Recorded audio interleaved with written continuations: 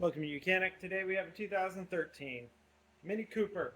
This has a 1.6 liter engine in it, and we're going to go over the process to be able to change your alternator. There's more than one way to do this. This is the way we're going to try to do it, and hopefully it will work out fairly easy. So to start with, we have raised the hood. We gain access to the engine bay. Once you've gained access to the engine bay, make sure you disconnect your negative battery cable and have that out of the way so that when we disconnect electrical components, mainly the components that connect to the alternator, we don't cause a short anywhere. So that being said, then we're done there. Now there is the upper support bar here, which is 2 bolts on this side, 2 bolts on the other side. One of these bolts is where the headlight is, and that's 4 bolts that hold the headlight on, and then a couple other bolts here. These couple bolts here hold the locking mechanism for the hood to stay down. And so all of those, they come out with this bracket that you take off the top. Now there is a T20 screw that goes in right here, holds this the low side AC fill port, and so we undid that, and then that way we can push that down there, and that gives us a little bit more access to what we need to get. Now also did disconnect this electrical connector that goes to our variable valve sensor here, and we're just going to tuck it up in here to keep it out of our way. Now down in here, when we get down to where the alternator is, this is where you can see the tightness of our space here. And it's a fairly tight location. So we have the tensioner unit right here, and that is got 2 bolts that go through the tensioner all the way through for the alternator and hold the top. And there's 1 bolt on the bottom that holds the bottom of the alternator. And so we'll get to that. We have an electrical connection that connects right back here. And this is a tab that you can't really push it from the top. You need to just get like a pick tool down there and pull this tab away to unlock it. And then once you've done that, you can pull the tab up. And then right down here, we have a 13 mil nut that we need to undo so that we can get this cable off of the alternator. So we'll go ahead and undo that, and then we can start releasing the tension and getting this component out of here. All right, I have our 13 mil here to undo the nut there that tightens the cable for the alternator itself.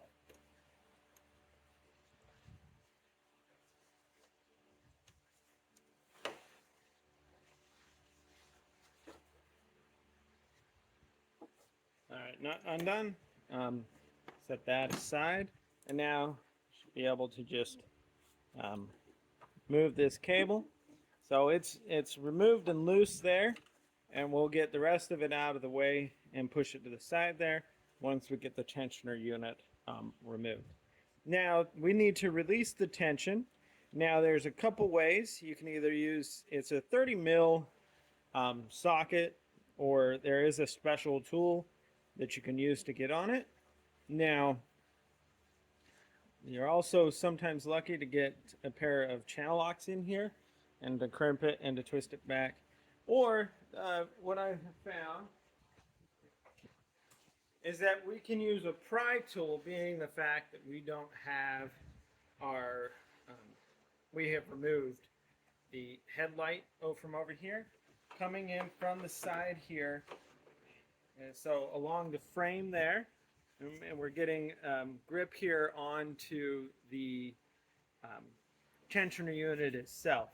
And then we can pry, and that will move the tensioner. And then we just need to move it up enough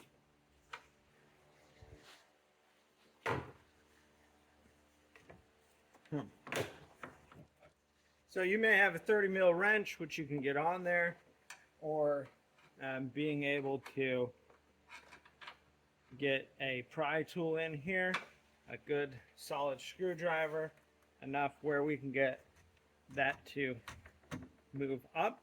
And then once we have it up, we push this little tab in, and that locks the tension from going off. And so now we have our belt is loose, where we can pop that off of the alternator.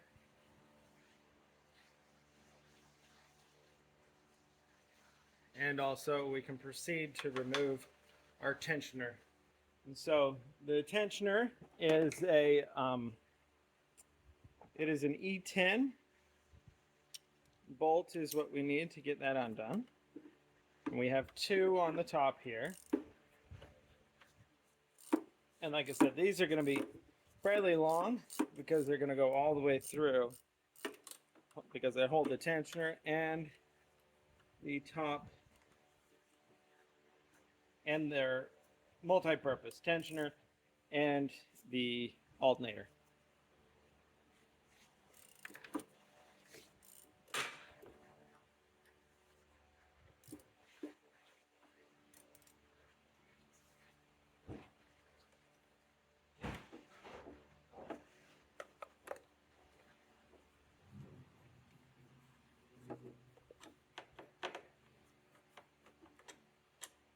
Alright, we got the first one loosened, but can't completely get it out without taking the other one out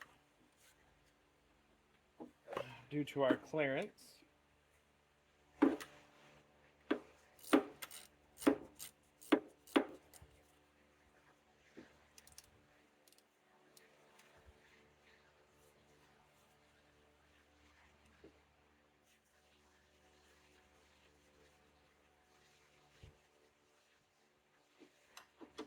All right, so we have the two bolts undone, and now hold them out and being able to remove the tensioner.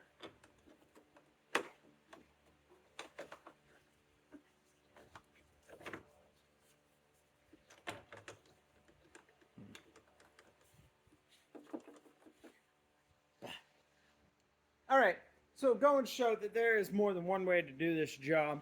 Now, I undid this 18 millimeter nut that goes on the top here of our motor mount, and then I just raise it up. I have an engine hoist.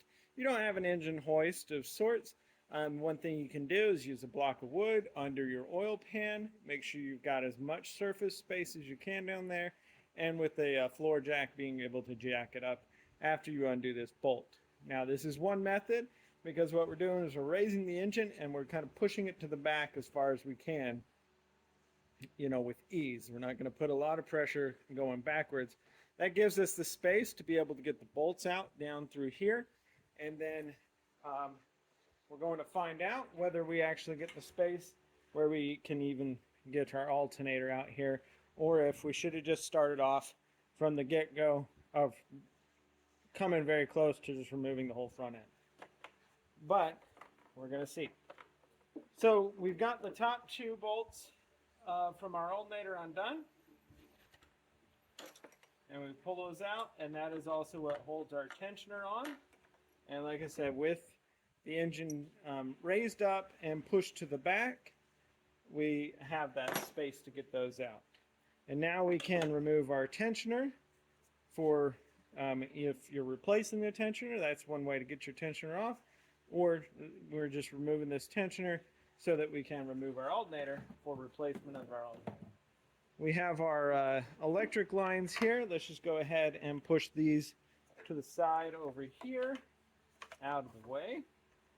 And then we need to get down here and get our last bolt that holds our alternator on. Now that one's going to be a little bit tricky because we have an AC line. The high side AC line goes through there. It's not the high side, it's the low side. It's the side that this connects to. That goes through there. And so we may need to do some different, we got to do some different tools to get that off, because it's a very there's not a whole lot of space for us to get that component loose. All right, so to attempt to get the bottom one undone, because like I said, we have this AC line that is in our way, what we are going to attempt to use is, if you don't have, I mean, they make wrenches that are in E series, but if you don't, as long as you have a 12-sided wrench, you're generally able to get it off. So this is an E10 bolt, but if you have a 12-sided 8 millimeter, you'll be able to put that on there and hopefully be able to get it off. It's not super tight, and it shouldn't be. So we need to get down there and be able to go in the counterclockwise on the bolt slash that's right here.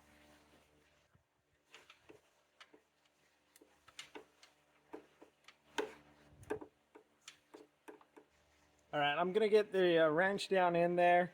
I'm coming down through here. Hopefully I can get the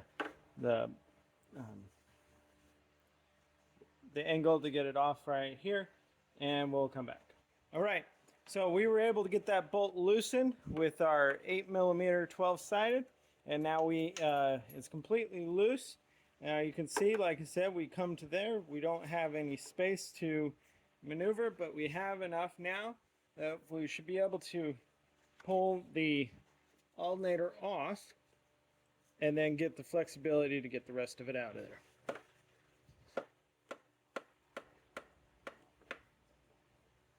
It's got a little glide pin that's in there, and that's what we're wiggling it off of. There we go.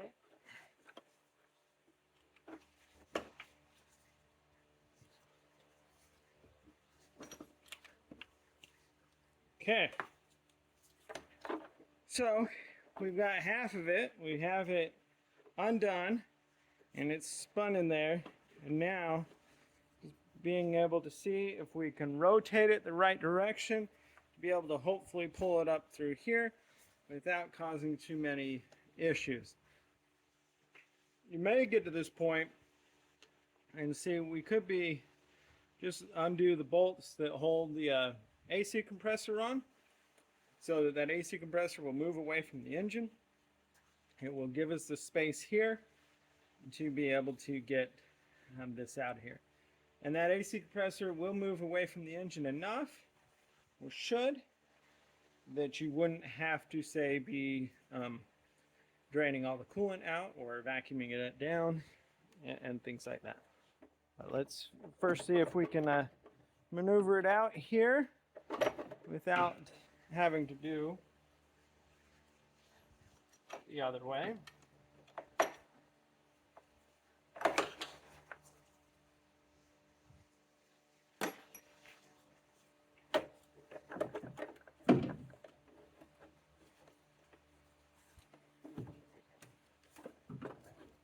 Oh yeah.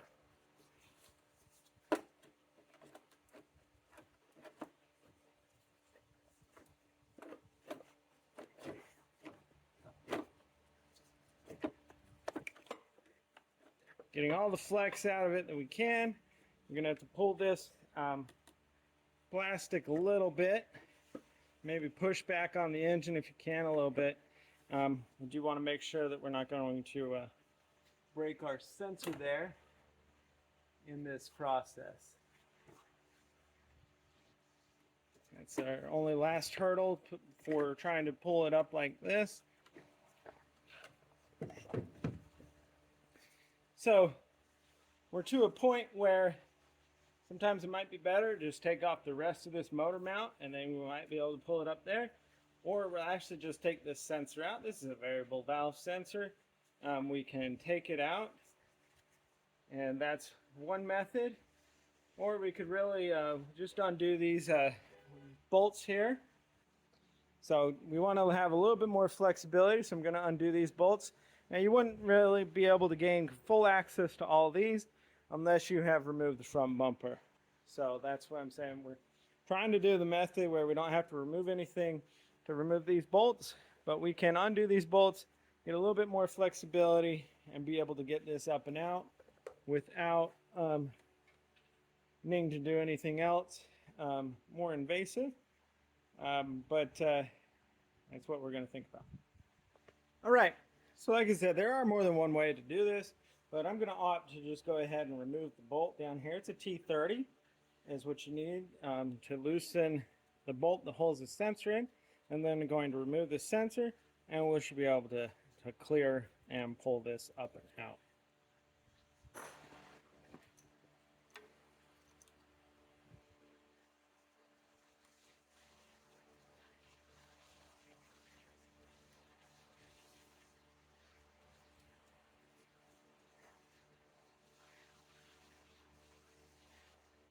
So like I said, this is a variable valve sensor. And so we just pull it out.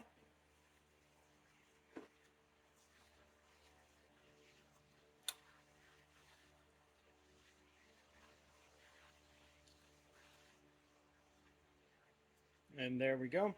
We'll set this aside so that we can make sure we put that back in there. And we're done here. So now, I believe we have the clearance, because that was our one major cause of it not coming out. Do you see the electric on the back there? Down here, we want to make sure that we don't break those tabs off. And we are able to get our alternator out this top side by removing that sensor, raising the engine up, pushing it back as far as we can without a lot of force, and now we have open space there enough that we can remove our alternator to be able to get our new one to put on there. So that's one way to do it.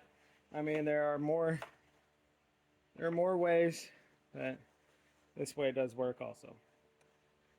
Thanks for watching Mechanic, where you can be the mechanic.